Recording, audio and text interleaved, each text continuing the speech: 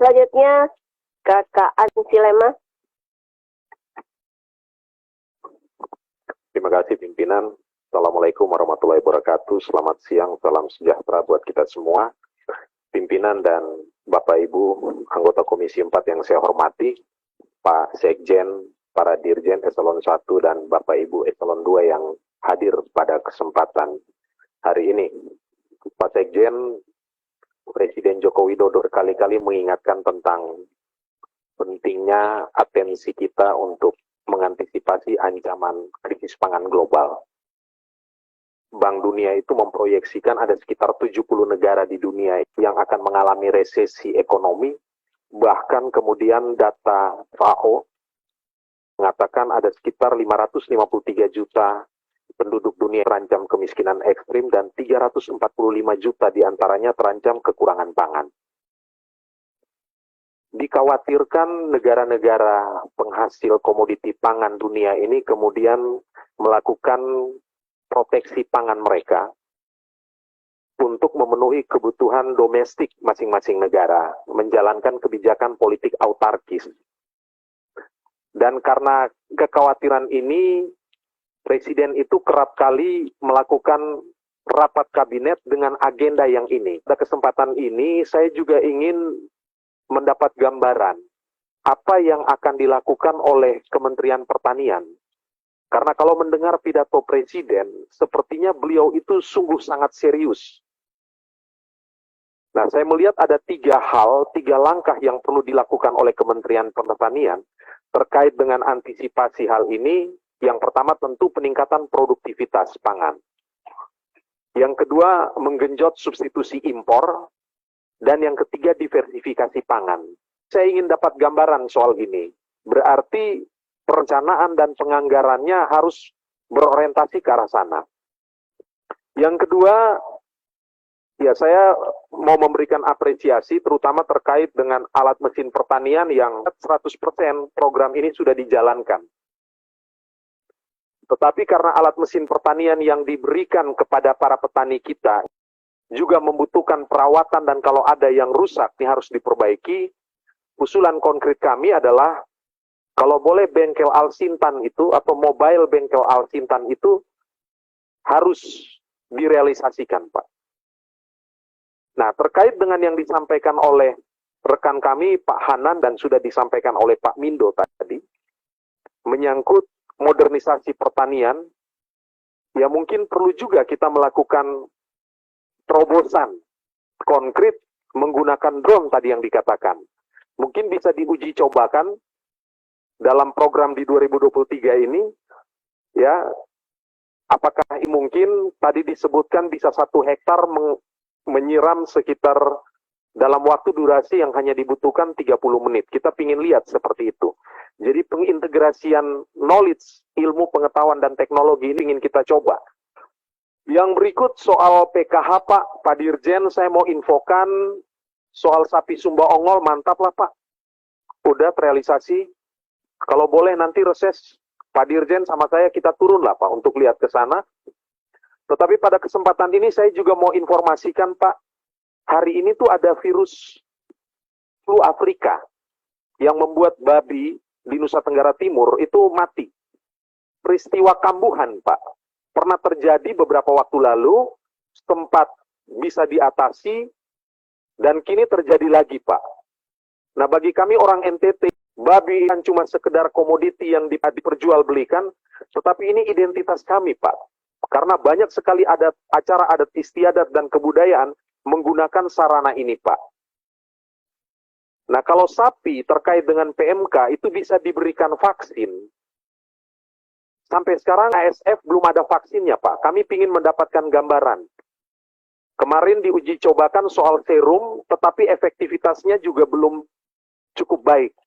Mungkin bisa dibereskan aspek biodiversity-nya, bagaimana membangun standarisasi peternakan rakyat yang baik, perlu ada edukasi dan seterusnya, Pak. Yang berikut soal penyuluh, Pak. Nah, selama ini bimbingan teknis kita itu menyasar peternak dan petani. Padahal berkali-kali kita ngomong penyuluh adalah otak, mata, telinga, kaki, tangannya pertanian Republik Indonesia. Konkret, saya usulkan perlu ada bimbingan teknis untuk para penyuluh ini, Pak.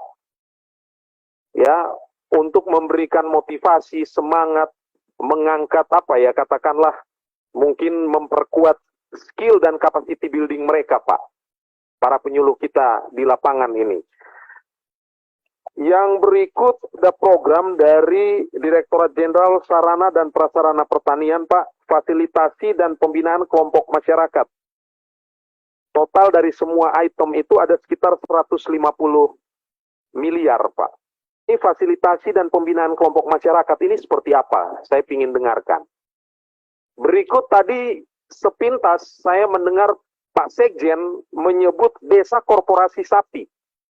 Tetapi waktu saya periksa-periksa di materi, Pak Dirjen PKH itu tidak menyinggung soal itu sama sekali. Tidak ada di sini.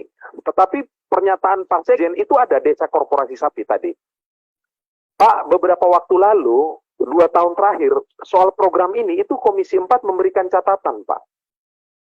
Karena gagal, Pak.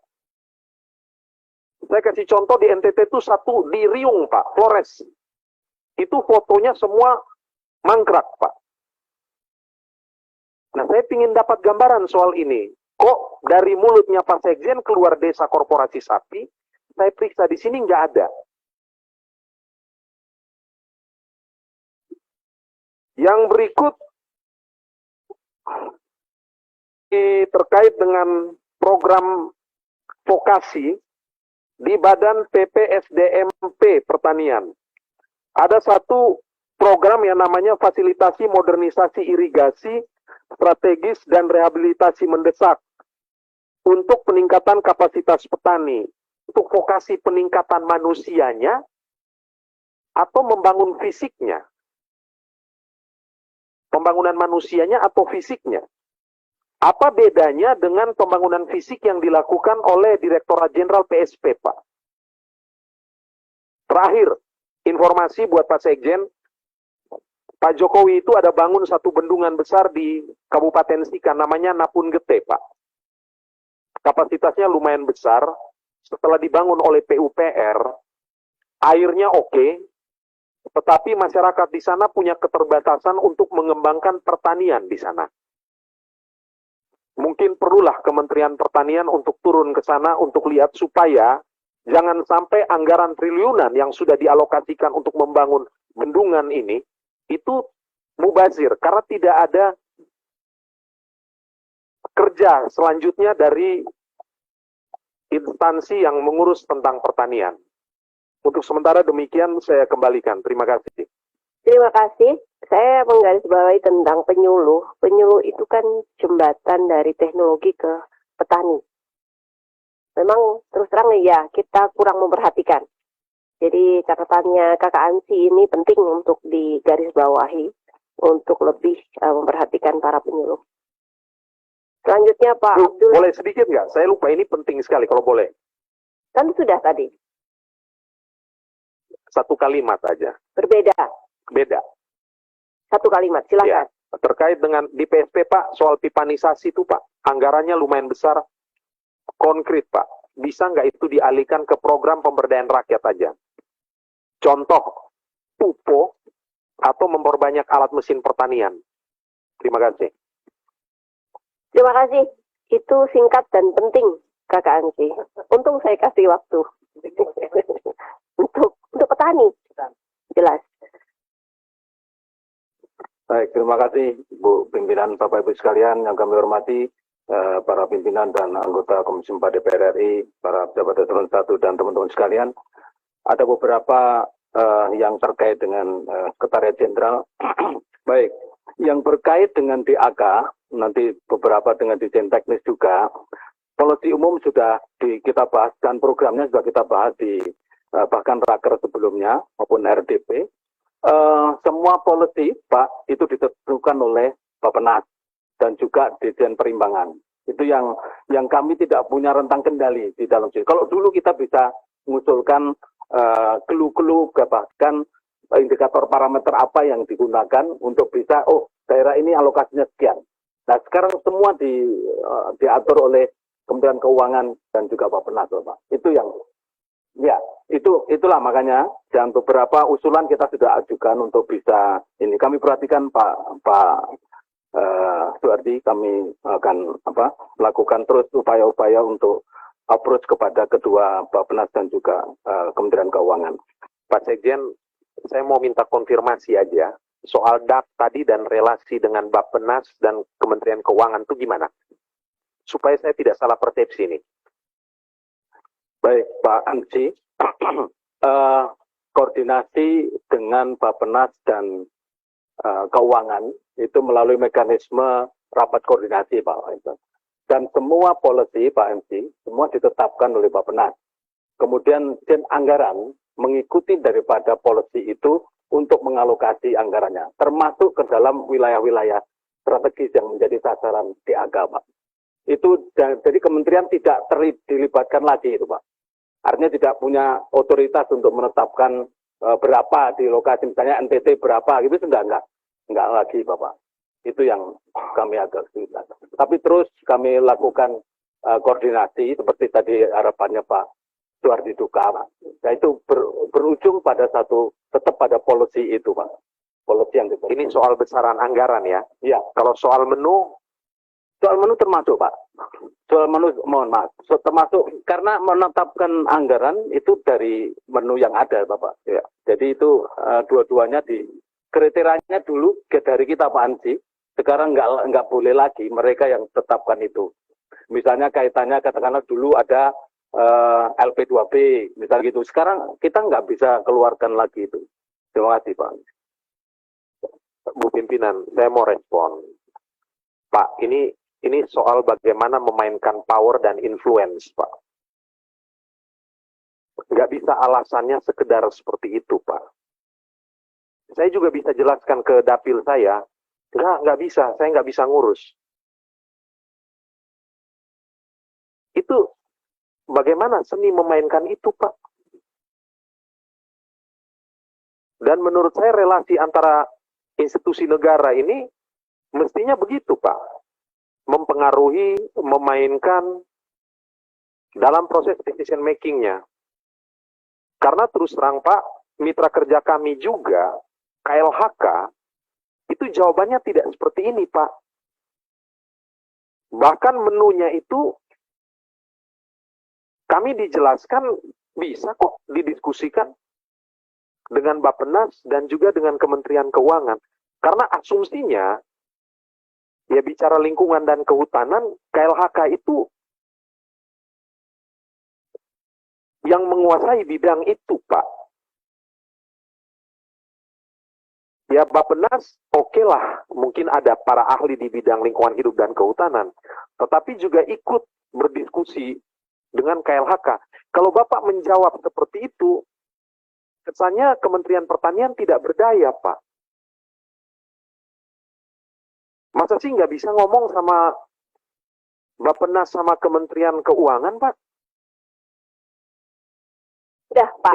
Bukan, ini cara pandang seperti ini kita merasa kita tidak diperjuangkan. Ya. Atau pertanian tidak diperjuangkan melalui kamar yang namanya DAK itu, Pak. Ya udah, terserah itu aja. Jawaban kayak gitu kurang menggembirakan, Pak. Saya rasa aneh aja, Pak. Pak Sekjen, catatan Pak Ansi ini penting. Jadi tidak bisa hanya menjawab seperti itu.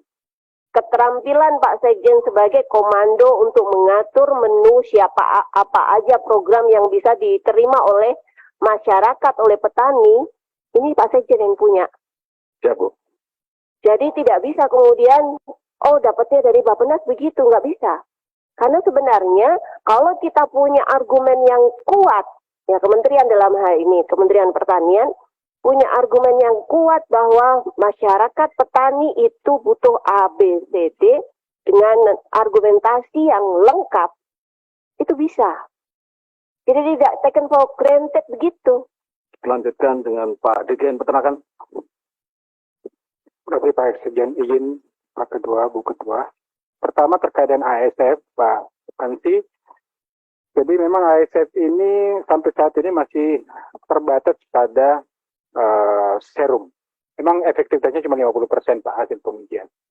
Namun alhamdulillah berita terbaiknya sudah ada ditemukan vaksin di Vietnam. Saat ini sudah dikaji oleh Komisi Obat Hewan dan karena mengandung produk rekayasa genetik, maka kami sudah menyampaikan ke KLHK untuk dilakukan kajian terhadap ini dan kami menunggu hasilnya Pak. Kondisi sudah dan secara teknis oke, berarti ini kita bisa adakan. Dan tentunya masalah edukasi akan terus kami lakukan Pak Ansi. Intinya adalah biosecurity dan penanganan lalu lintas ternak. Untuk bantuan-bantuan yang gagal lelang, Bapak Ibu sekalian, pertama saya mohon maaf atas kondisi ini dan insya Allah 2023 ini kita sudah banyak yang masuk e-katalog. Jadi nanti akan dilakukan secara e-katalog. Jadi walaupun satu kelompok sudah bisa diadakan langsung tanpa menunggu kelompok lain. Untuk yang lain saya pikir akan kami jawab dengan secara tertulis. Terima kasih Bu Ketua. Terima kasih. Dilanjutkan dengan Dirjen PSP. Terima kasih Pak Sekjen. Tadi sarannya Pak Ansi juga kami ingat tadi Pak, yang terkait dengan perpipaan. Itu perpipaan sebenarnya adalah dalam rangka juga menghadapi climate change ini Pak, untuk dampak perubahan iklim mitigasinya Pak. Nah tadi ada Pak Ansi juga menawarkan atau mengusulkan kalau misalnya itu ke program misalnya UPO. Saya pikir tidak terbatas kemungkinan ya Pak, bisa aja mungkin sebagian nanti itu kita coba hitung lagi untuk misalnya ke UPO atau juga itu misalnya ke yang tadi bengkel Asintan Pak Ketua. Mungkin demikian Pak, makasih Pak.